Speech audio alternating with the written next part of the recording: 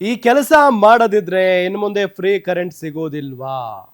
ಜಾತಿ ಪ್ರಮಾಣ ಪತ್ರ ಕೊಟ್ಟರಷ್ಟೇ ಉಚಿತ ವಿದ್ಯುತ್ ಸಿಗುತ್ತಾ? ಚಿಕ್ಕಮಗಳೂರಿನಲ್ಲಿ ಸಚಿವ ಕೆಜೆ ಜಾರ್ಜ್ ಸ್ಫೋಟಕ ಹೇಳಿಕೆ ಕೊಟ್ಟಿದ್ದಾರೆ.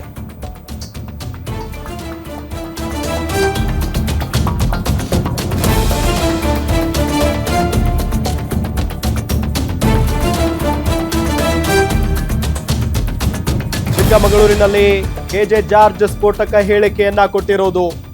ಯಾರ್ಯಾರು ಅರ್ಹರಿದ್ದಾರೋ ಅವರಿಗಷ್ಟೇ ಫ್ರೀ ಕರೆಂಟ್. ಗೃಹ ಜ್ಯೋತಿ ಪರಿಷ್ಕರಣೆ ವೇಳೆ ಜಾತಿ ಕೇಳೋದ್ರಲ್ಲಿ ತಪ್ಪೇನಿದೆ? ಜಾತಿ ಬಗ್ಗೆ ಮಾಹಿತಿ ಅಷ್ಟೇ ಕೇಳ್ತಿದ್ದೇವೆ, ಬೇರೇನೂ ಅಲ್ಲ. ಅರ್ಹರಿಗೆ ಮಾತ್ರ ಕೊಡೋದಕ್ಕೆ ಮಾಹಿತಿಯನ್ನ ಪಡಿತಾ ಇದ್ದೇವೆ ಅಂತ ಚಿಕ್ಕಮಗಳೂರಿನಲ್ಲಿ ಸಚಿವ ಕೆಜೆ ಜಾರ್ಜ್ ಹೇಳಿಕೆಯನ್ನ ಕೊಟ್ಟಿದ್ದಾರೆ.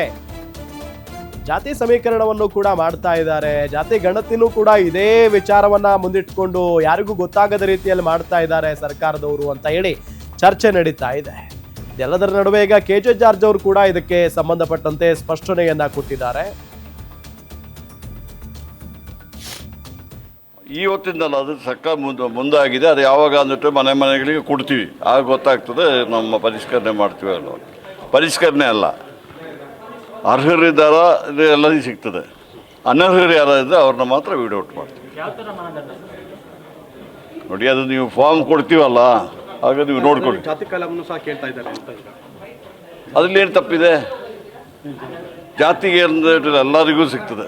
ನೋಡಿ, ಜಾತಿಗೆ ಅಂದ್ಬಿಟ್ಟು ಇಲ್ಲೇ ಇಲ್ಲ. ಜಾತಿ ನಾವು ಇನ್ಫಾರ್ಮೇಶನ್ ತೊಗೊಳ್ತೀವಿ ಅಷ್ಟೇ, ಅದಕ್ಕೆ ಏನಂತೆ.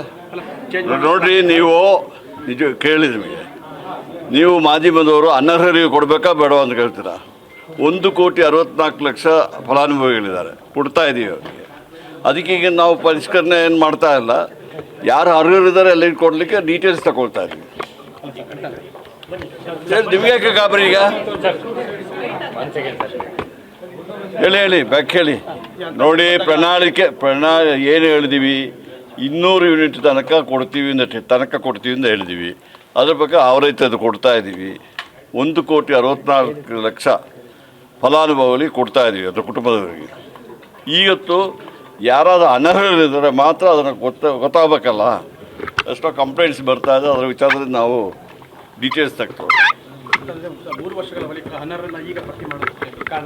ನೋಡಿ, ನಿಮ್ಮನ್ನು ನೀವು ಈ ಥರದ ಪ್ರಶ್ನೆ ಕೇಳ್ಬಿಟ್ಟು ನಿಮಗೆ ಬೇರೆ ಕೆಲಸ ಇಲ್ವ ನನಗೆ? 3 ವರ್ಷ ನೋಡಿ, 3 ವರ್ಷ ಆಗಲಿ 2 ವರ್ಷ ಆಗಲಿ, ಅನರ್ಹರಿದ್ದರೆ ಅವ್ರನ್ನ ತೆಗೆಯುವಂಥ ಕೆಲಸ ಸರ್ಕಾರ. ಈಗ ನಮಗೆ ಕಂಪ್ಲೇಂಟ್ಸ್ ಬರ್ತಾ ಇದೆ, ಅನರ್ಹರಿದ್ದಾರೆ ಅಂದ್ಬಿಟ್ಟು.